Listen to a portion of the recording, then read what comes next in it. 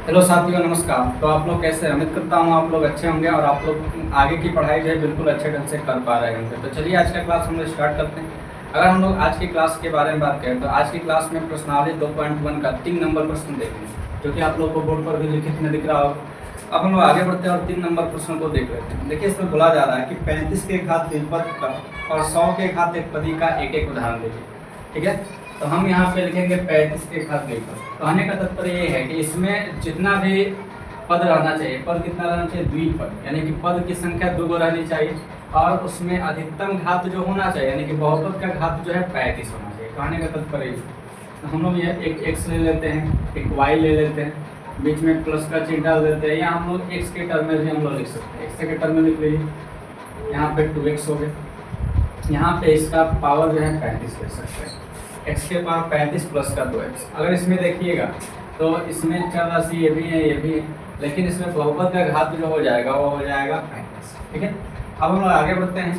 कहें कि हम लोग जानते हैं कि चर राशि का जो उच्चतम घात होता है वही बहुपद का घात होता है। अब यहाँ पे 100 के घात एकपदी एक पद कोई ले लीजिए, x ले लेते हैं, पावर 100 कर देंगे, यही जो है इसका आंसर हो जाएगा। ठीक है, कुछ इसमें था नहीं, छोटा छोटा क्वेश्चन था जरूर। अब हम लोग आगे बढ़ जाते हैं और जो है इसका चौथा प्रश्न देख लेते हैं। देखिए, 4 नंबर प्रश्न के बारे में बात करें तो आप लोग स्क्रीन पर लगे हुए क्वेश्चन को भी देख सकते हैं। बोला जा रहा है कि निम्नलिखित बहुपदों में से प्रत्येक बहुपद की घात लिखिए। इसमें बहुपद के घात बोल रहा है लिखने को। हम आप लोग को बता चुके हैं बहुपद का घात क्या होता है। किसी भी चर राशि में, चर राशि बोला, किसी भी बहुपद में उपस्थित चर राशि का जो अधिकतम या उच्चतम घात होता है वही बहुपद का घात कहलाता है। तो इसमें 4 को क्वेश्चन दिया गया है। चारों में अगर देखा जाए तो बहुपद का घात हम लोग को लिखना है। ठीक है, पहला क्वेश्चन देख लेते हैं। 4 पहला क्वेश्चन में हम लोग को बोला जा रहा है 5x³ प्लस का 4x², 5x³ प्लस का 4x² प्लस का 7x। ठीक है, इसमें बहुपद की घात बतानी है हम लोग को। यहाँ पे हम लोग लिख सकते हैं, हल में आप लोग लिख सकते हैं, हल करके बहुपद की घात, बहुपद की घात बराबर, यहाँ पे देखिए चर राशि आप लोग देखिएगा तो इसमें x है, चर राशि x के पदों में यहाँ पे लिखा गया है। अब यहाँ पे x का जो अधिकतम घात देखिएगा तो यहाँ पे 1 है, यहाँ पे 2 है, यहाँ पे 3 है, तो बहुपद का घात जो हो जाएगा वो हो जाएगा 3। ठीक है, अब हम लोग दूसरा प्रश्न देख लेते हैं। अगर हम लोग दूसरे प्रश्न के बारे में बात करें तो दूसरा प्रश्न जो है 4 माइनस का y², 4 माइनस का y²। अगर इसमें भी बहुपद की घात लिखना चाहे तो हम लोग को अचर राशि से कोई लेना देना नहीं है, हम लोग को चर राशि से लेना देना है। यहाँ पे चर राशि देखिएगा तो यहाँ पे क्या है जी? y है, तो यहाँ पे लिखेंगे बहुपद की घात बराबर, बहुपद की घात बराबर, यहाँ पे देखिए y के पावर 2 है, यहाँ पे तो कुछ है नहीं, तो यहाँ पे क्या हो जाएगा? बहुपद का घात जो है 2 हो जाएगा, यही जो इसका आंसर हो जाएगा। 3 नंबर प्रश्न देख लीजिए। 3 नंबर प्रश्न जो है 5t माइनस का रूट 7, 5t माइनस का रूट 7। अब इसके बारे में बात करें तो यहाँ पर भी अगर बहुपद की घात हम लोग लिखना चाहें तो लिख सकते हैं आसानी से। कहें कि इसमें चर राशि एक है जो कि t है, अचर राशि से कोई लेना देना है नहीं हम लोग। तो यहाँ पे क्या करेंगे? लिखेंगे बहुपद का घात बराबर, बहुपद का घात बराबर, कुछ नहीं रहता है तो पावर में 1 रहता है, यानी कि बहुपद का घात बराबर क्या हो जाएगा? 1 हो जाएगा। अब हम लोग आगे बढ़ेंगे और आगे की बातों को जब देखना चाहें तो हम लोग का इसमें चौथा प्रश्न जो है वो केवल 3 दिया है। ठीक है, 4 नंबर प्रश्न जो है 4 का वो केवल 3 दिया है। अगर इसमें हम लोग बहुपद का घात लिखना चाहेंगे तो इसमें भी आसानी से लिखा जा सकता है, लेकिन आप लोग यहाँ पे देखिए चर राशि तो हम लोग को दिख नहीं रहा। हम लोग जबकि पढ़े हैं कि किसी बहुपद में उपस्थित चर राशि का उच्चतम या अधिकतम घात जो होता है या मान जो होता है, मान नहीं घात जो होता है वही हमारा क्या कहलाता है? बहुपद का घात कहलाता है। लेकिन इसमें तो दिख नहीं रहा है हम लोग को, लेकिन हम लोग जानते हैं कि 3 गुणा में 1 हम लोग लिख सकते हैं। अब 1 के लिए मान लीजिए कोई चर राशि यहाँ पे रखे थे, x के पावर अगर 0 रहता है या y के पावर 0, कोई भी चर राशि का पावर अगर 0 रहता है तो उसका वैल्यू 1 ही होता है। यानी कि हम लोग यहाँ पे लिख सकते हैं, यहाँ पे इसको ऐसे कर देंगे 3 गुणा में 1। अब हम लोग जब आगे बढ़ेंगे तो 3 गुणा x के पावर 0 भी हम लोग लिख सकते हैं। कहें कि 1 जो है x के पावर 0 के बराबर हो सकता है। अब यहाँ पे दिख रहा है कि चर राशि 1 आगे, अब यहाँ पे लिख सकते हैं, इसलिए बहुपद का घात बराबर क्या हो जाएगा, 0 हो जाएगा। क्या है कि इसमें चर राशि तो हम लोग को दिख नहीं रहा था, तो यही जो है इसका उत्तर हो जाएगा। तो उम्मीद करता हूँ आप लोग यहाँ तक की बातें बिल्कुल अच्छे ढंग से समझ पाए होंगे। आप लोग जो है इसको नोट डाउन कर सकते हैं।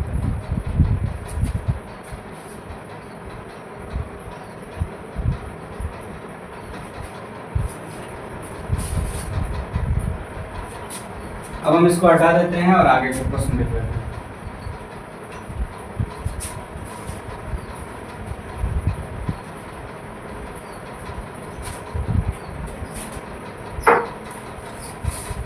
अब 5 नंबर प्रश्न देखिए। आप बोला जा रहा है कि बताइए कि निम्नलिखित बहुपदों में कौन कौन बहुपद रैखिक है, कौन कौन द्विघाती है और कौन कौन त्रिघाती है। ये भी इस बात पर भी हम लोग चर्चा कर चुके हैं कि कौन सा द्विघाती होता है, कौन सा रैखिक होता है और कौन सा त्रिघाती बहुपद होता है। इसके बारे में हम परिभाषा के माध्यम से पिछले क्लास में बता चुके हैं।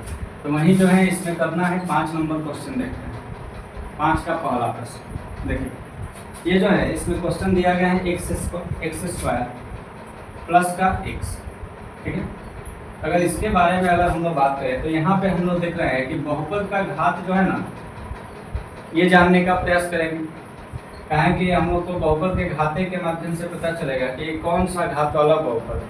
यहाँ पे देखिएगा तो x की पावर 1 है, यहाँ पे 2, यानी कि इसका अधिकतम घात कितना है जी, 2 है। तो यहाँ पे इसको बोल सकते हैं कि यह जो है ना, यह द्विघात बहुपद है, द्विघात बहुपद है। ये हो जाएगा हमारा उत्तर।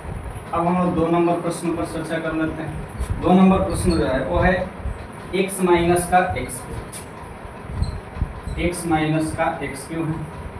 अगर इसके बारे में चर्चा करें तो x का घात देखेंगे अधिकतर, यहाँ पे देखिएगा तो 1 है, यहाँ पे देखिएगा तो 3 है।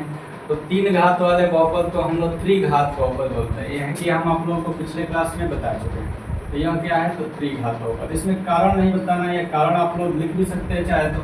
कहें कि यहाँ पे देखिए x का जो अधिकतम घात है, इस बहुपद में उपस्थित जो चर राशि x है, इसका अधिकतम घात 3 है, तो ये त्रिघात बहुपद हो जाएगा, त्रिघात बहुपद है। अब आगे बढ़ते हैं और 3 नंबर क्वेश्चन देख लेते हैं। देखिए 3 नंबर प्रश्न जो है उसमें है y प्लस का y स्क्वायर प्लस का 4। इसमें भी हम लोग चर राशि के अधिकतम घात पर चर्चा करेंगे। तो इसमें जब चर्चा करना स्टार्ट करेंगे तो यहाँ पे देखिए y के पावर 2 है, यहाँ पे y के पावर 1 है। कुल मिला जुला के अगर देखा जाए तो y का जो अधिकतम पावर हम लोग को दिख रहा है, 2 दिख रहा है। यह कौन सा बहुपद है, तो द्विघात बहुपद। यह द्विघात बहुपद है, ठीक है। अब हम लोग 4 नंबर प्रश्न देख लेते हैं। 4 नंबर प्रश्न में क्वेश्चन है 1 प्लस का x। ये तो चर राशि है नहीं, ये हमारे लिए अचर राशि है, ठीक है। यहाँ पे अगर आप लोग देखिएगा तो ये चर राशि है, इस यहाँ पे पावर में तो कुछ दिया नहीं है, तो यहाँ पे 1 हम लोग ले सकते हैं। इसमें अगर देखिएगा तो यह हम लोग जानते हैं इस बात को कि अगर किसी चर राशि का उच्चतम घात या अधिकतम घात 1 हो तो उसे रैखिक बहुपद कहा जाता है। ये कौन सा बहुपद है, तो रैखिक बहुपद, रैखिक बहुपद है। क्या हो जाएगा। अब हम आगे बढ़ जाते हैं और 5वां नंबर क्वेश्चन देखते हैं। देखिए 5वें नंबर प्रश्न में है 3p।